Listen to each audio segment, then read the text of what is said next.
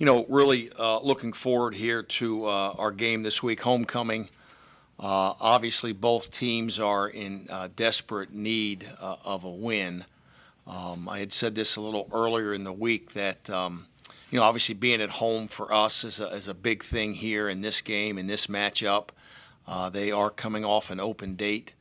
And with that, does create a certain element of, rest and potential health on their part with their personnel, and also the opportunity to, do some things a little differently, maybe go against their percentages a little bit, maybe even introduce a few new ideas. So with that being said, we're kind of expecting the unexpected this week.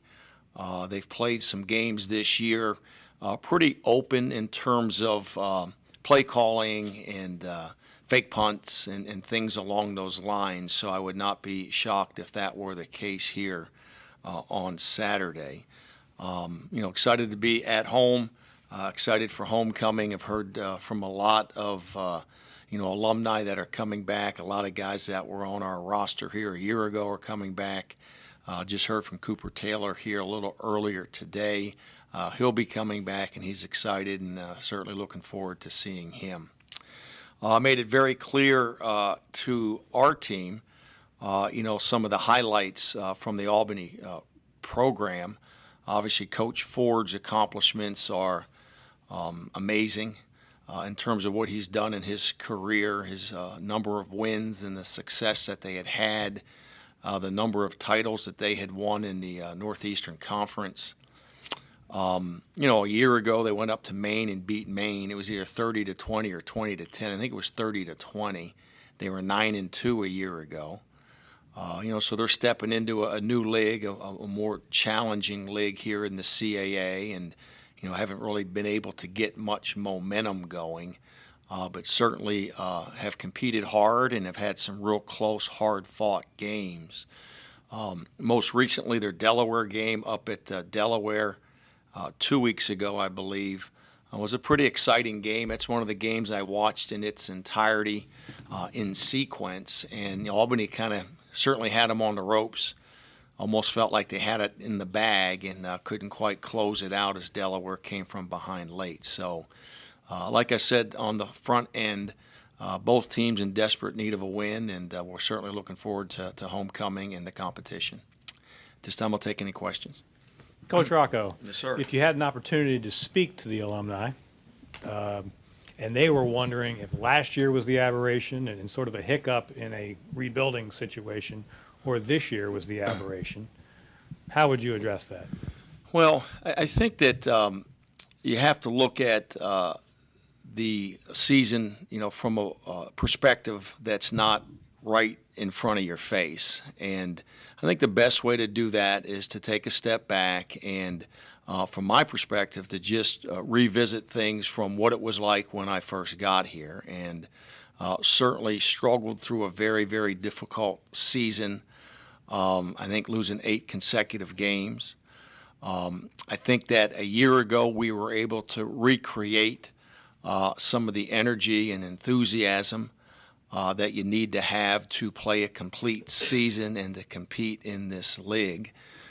This year I think we were derailed a bit by injury and maybe a few other factors. But as we continue to move forward, I'm very confident in the talent that we have in our program, in particular some of the younger talent. As you look at both sides of the ball, just looking at statistics, I know offensively there were a couple times during the game last week in the first half where we only had one senior in the football game. Everybody that touched the ball for us last week except for Shane Savage was a underclassman. When you look at our statistical leaders this year, the vast majority of our guys that are statistically carrying, touching, rushing the football, throwing it, are all returning players. And plus, our offensive line will come back pretty much intact other than Spear. So I think there's some positive components there. Defensively, though we have a few more seniors out there hasn't necessarily been their most productive football. And you guys are all aware of that. Statistically right now, I've got 3 senior defensive linemen who have yet to record a sack amongst the 3 of them. And in their sophomore years, they were all extremely promising candidates for everything. And there's reasons for it. Most of it is injury. But they're out there fighting and they're out there competing. So, as you look through the rest of the defense, a lot of our returners, a lot of our leading tacklers, a lot of our production point leaders defensively are all returning. So I do think that, like most programs, this program has been one that has spiked and then has not always been able to sustain. As you look at, any one of us can pull out the media guide and track the 70s, the 80s, the 90s, the 2000s. We had an amazing run here for about a 4-year period, but that might be the anomaly in terms of the history of Richmond football. So, my assignment is to get us back into that tier, but it's not an easy assignment. But it's an assignment that I'm committed to. And I do think that we have enough young talent, we have enough to recruit to here to be able to see that as being a viable future for our program. So I remain very optimistic. Thank you. Yes, sir. Coach, so despite your record, you guys are still overall outscoring your opponents. Is that bad luck? Is that something to say something about your football team? What do you think? Yeah, you know what? This is the first year. I was looking at that the other day. This is the first year, though, that our balance, and I'm talking about 8 years of my tenure as a head coach, where our numbers, points per and points given up, are as close as they are. We have been skewed so significantly in the past in terms of our ability to score 35 or more and our ability to give up, low 20s. And this year we're really right about on the same pace. So that's one of the big reasons here this year that we find ourselves in a bad spot as far as our record and as far as our season. And again, I think for whatever the reason would be, there haven't been very many outings that you would say both units performed at their best. So there have been a couple of outings that we've lost football games where we only gave up 12 points. It's hard to really be too critical of your defense in games like that. And there's been some games where offensively we scored well and frequently, but gave up too many points. So there might be, luck's a weird word, but there may be a component of that as you look at our season as we're getting into the fourth quarter of our season this year. Can you envision being a head coach for 40 years? I'm a little too far down the track to be able to accomplish that. He's the new 30. It's a amazing story to think that Coach has been there for that long and kind of, I guess he reinstated the program. Just amazing that his ability to stay focused on the task and to continue to build that program there into a perennial winner. And that's the one thing that, my kids need to understand. You know what?